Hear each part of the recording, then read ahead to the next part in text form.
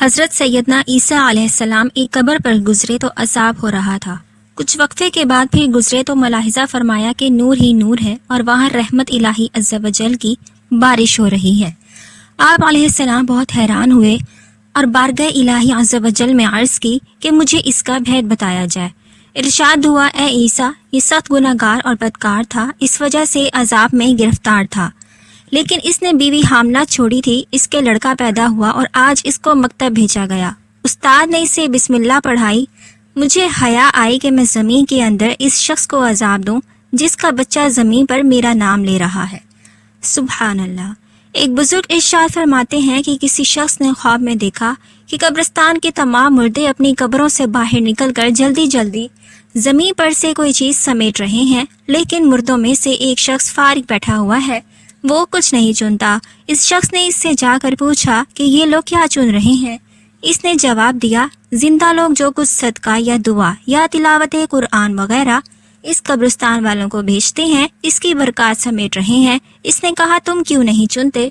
جواب دیا کہ میرا بیٹا ایک حافظ قرآن ہے جو فلاں بازار میں حلوہ بیچتا ہے، وہ روزانہ ایک قرآن پاک پڑھ کر مجھے بخشتا ہے۔ یہ شخص صبح اسی بازار میں گیا، دیکھا کہ ایک نوجوان حلوہ بیچ رہا ہے اور اس کے ہونٹ ہل رہے ہیں۔ اس نے نوجوان سے پوچھا، تم کیا پڑھ رہے ہو؟ اس نے جواب دیا کہ میں روزانہ ایک قرآن پاک پڑھ کر اپنے والدین کو بخشتا ہوں، اسی کی تلاوت کر رہا ہوں۔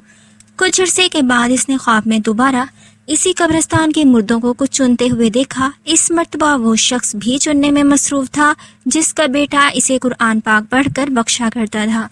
اس کو دیکھ کر اسے بہت تعجب ہوا، اتنے میں اس کی آنکھ کھل گئی۔ صبح اٹھ کر اسی بازار میں گیا اور تحقیق کی تو معلوم ہوا کہ حلوہ بیچنے والے نوجوان کا بھی انتقال ہو چکا ہے۔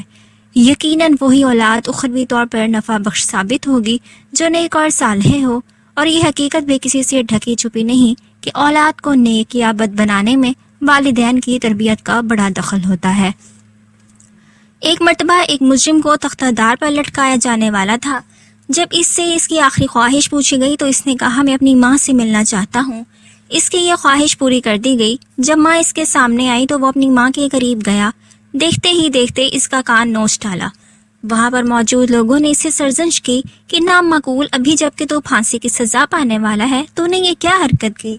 اس نے جواب دیا کہ مجھے پھانسی کے اس تختے تک پہنچانے والی یہی میری ماں ہے، کیونکہ میں بچپن میں کسی کے کچھ پیسے چرا کر لایا تھا، تو اس نے مجھے ڈانٹنے کی بجائے میری حوصلہ افزائی کی، اور یوں میں جرائم کی دنیا میں آگے بڑھتا چلا گیا، اور انجام کار آج مجھے پھانسی دیتی جائے گی۔ اس کے برعکس ماں کی نیک تربیت کی برکت پر مشتقل حکایت بھی سن لیجئے۔ ایک قافلہ گیلان سے بغداد کی طرف روان دواں تھا۔ جب یہ قافلہ ہمدان شہر سے روانہ ہوا تو جیسے ہی جنگل شروع ہوا، ڈاکوؤں کا ایک گروہ نمودار ہوا اور قافلے والوں سے مال و اسباب لوٹنا شروع کر دیا۔ اس قافلے میں ایک نوجوان بھی تھا جس کی عمر 18 سال کے لگ بھگ تھی۔ ایک راہزن اس نوجوان کے پاس آیا اور کہنے لگا، صاحب زادے، تمہارے پاس بھی کچھ ہے؟ نوجوان بولا، میرے پاس 40 دینار ہیں جو کپڑوں میں سلے ہوئے ہیں۔ راہزن نے کہا کہ صاحب زادے، مذاق نہ کرو، سچ سچ بتاؤ۔ نوجوان نے بتایا، میرے پاس واقعی 40 دینار ہیں، یہ دیکھو میری بغل کے نیچے دیناروں والی تھیلی کپڑوں میں سلی ہوئی ہے۔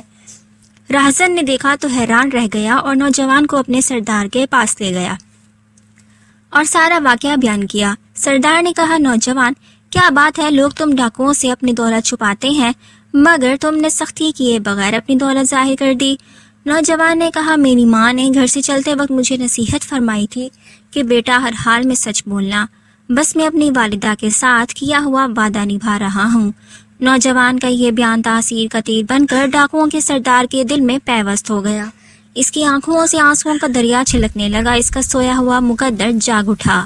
وہ کہنے لگا، صاحب زادے، تم کس قدر خوش نصیب ہو کہ دولت کی لوٹنے کی پرواہ کیے بغیر اپنی والدہ کے ساتھ کیے ہوئے وعدے کو نبھا رہے ہو، اور میں کس قدر ظالم ہوں کہ اپنے خالق و مالک کے ساتھ کیے ہوئے وعدے کو پامال کر رہا ہوں اور مخلوق خدا کا دل دکھا رہا ہوں۔ یہ کہنے کے بعد وہ ساتھیوں سمیت دل سے تائب ہو گیا اور